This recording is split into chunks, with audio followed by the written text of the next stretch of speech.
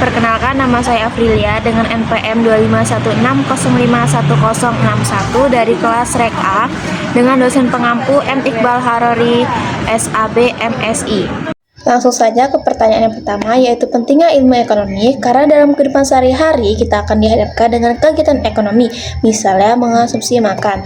Ilmu ekonomi juga dapat digunakan untuk landasan pengambilan keputusan, terutama masalah yang berkaitan dengan ekonomi, baik tataran lokal maupun nasional. Dengan mempelajari ilmu ekonomi, pastinya semua pelaku ekonomi mampu bersinergi dan bekerja sama dalam upaya menciptakan sebuah kondisi yang baik dan kondusif. Selain itu, untuk melatih agar seseorang dapat mengembangkan kreativitasnya untuk berwirausaha dan mandiri. Yang kedua, secara umum, ekonomi bisnis merupakan bidang ekonomi terapan yang fokus mempelajari tentang berbagai masalah terkait organisasi, pasar, kondisi keuangan, hingga lingkungan yang harus dihadapi oleh perusahaan. Yang ketiga, perbedaan ekonomi mikro dan makro. Ekonomi makro memfokuskan studinya pada ekonomi secara menyeluruh dan total, tujuannya untuk memecahkan persoalan yang muncul di suatu negara seperti menciptakan lapangan pekerjaan. Sedangkan ekonomi mikro merupakan studi yang menyoal unit ekonomi secara perorangan, tujuannya memudahkan suatu perusahaan dalam memahami kebutuhan konsumen seperti menganalisis harga pada suatu produk yang akan diperjualbelikan.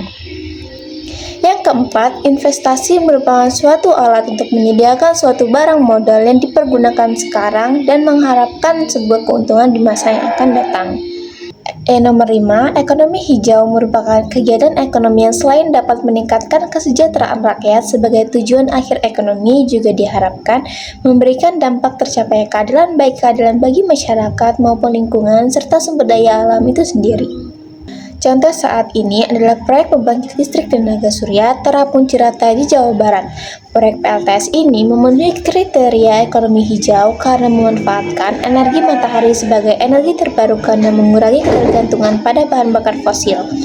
Selain itu, proyek ini mendukung pengurangan emisi gas rumah kaca, yang merupakan tujuan utama inisiatif ekonomi hijau.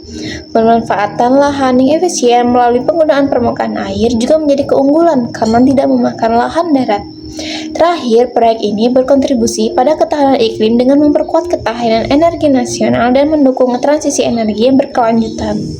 Yang nomor 6, yaitu ekonomi biru. Ekonomi memanfaatkan sumber daya laut dan perairan secara berkelanjutan, sehingga kegiatan ekonomi tetap tumbuh tetapi kesehatan ekosistem laut tetap terjaga. Contohnya, ekowisata bahari berkelanjutan adalah konsep pariwisata yang memanfaatkan keindahan dan sumber daya laut untuk rekreasi, edukasi, dan konservasi dengan tujuan utama menjaga kelestarian ekosistem laut seperti terumbu karang dan mangrove, dan meningkatkan kesejahteraan masyarakat lokal melalui prinsip-prinsip pengelolaan yang bertanggung jawab, rendah dampak, serta berorientasi pada manfaat ekonomi, sosial, dan lingkungan dalam jangka panjang, seringkali sebagai bagian dari strategi ekonomi biru.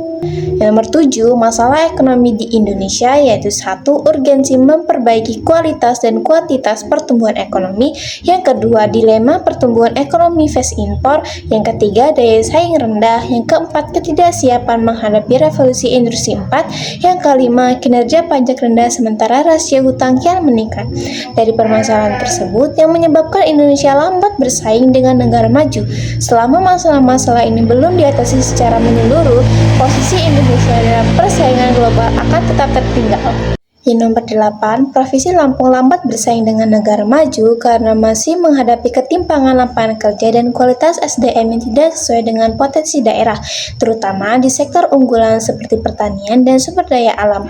Banyak tenaga kerja tidak terserap di sektor formal, keterampilan yang dimiliki belum relevan dengan kebutuhan pasar, serta tingkat upaya relatif rendah sehingga produktivitas dan daya beli masyarakat ikut tertahan. Kondisi ini membuat Lampung masih dalam jajaran provinsi termiskin di Indonesia. Solusi yang dapat dilakukan adalah meningkatkan kualitas SDM melalui pendidikan dan pelatihan vokasi yang sesuai potensi lokal, mendorong investasi untuk menciptakan lapangan kerja produktif, serta menyelaraskan kebijakan upah dan pemberdayaan ekonomi agar potensi negara dapat dimanfaatkan secara optimal dan berkelanjutan. Nomor 9, Kabupaten Lampung Selatan lambat bersaing dengan wilayah lain karena angka kemiskinan masih tinggi, disertai kedalaman dan keparahan kemiskinan yang besar, menandakan pendapatan masyarakat miskin jauh di bawah garis kemiskinan dan ketimpangan masih kuat. Walau strategis sebagai pintu gerbang Sumatera, ekonomi daerah masih didominasi sektor pertanian dan jasa tradisional dengan produktivitas rendah, sehingga potensi akses transportasi dan logistik belum memberi nilai tambah besar. Solusinya, pemerintah daerah perlu mendorong pengembangan agroindustri dan logistik bernilai tambah, meningkatkan pelatihan vokasi sesuai kebutuhan industri, memperkuat UMKM dan akses pembiayaan, serta menarik investasi padat karya agar lapangan kerja formal bertambah dan pendapatan masyarakat meningkat. Tugas UAS yang kedua, yaitu yang pertama, memaparkan berita ekonomi, isu thrifting akan dihapus oleh pemerintah. Materi ini membahas tentang kebijakan pemerintah terhadap kegiatan impor ilegal pakaian bekas atau thrifting.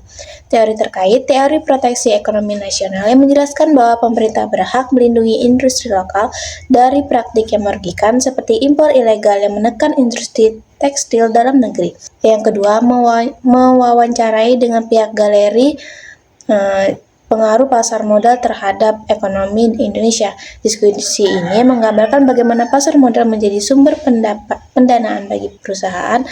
Teori pasar modal efisien yang menyatakan bahwa informasi pasar tercermin dalam harga saham dan berdampak pada keputusan investasi serta pertumbuhan ekonomi. Yang ketiga, mewawancarai UMKM dan laporan kewirausahaan. UMKM yang saya ambil yaitu JUS di area kampus, membahas tentang usaha kecil yang tergantung pada mahasiswa sebagai pasar utama, teori permintaan dan penawaran, serta teori elastisitas permintaan yang menjelaskan bagaimana perubahan jumlah konsumen dapat mempengaruhi pendapatan usaha. Diskusi bencana di Sumatera dan bantuan pemerintah. Isu mengapa bencana Aceh tidak dijadikan bencana nasional serta peluang industri alat berat pasca bencana. Teori terkait teori ekonomi publik mengenai peran pemerintah dalam alokasi anggaran bantuan. Teori pembangunan ekonomi yang menjelaskan bagaimana infrastruktur dan industri seperti alat berat bisa menjadi stimulus pasca bencana untuk pertumbuhan ekonomi.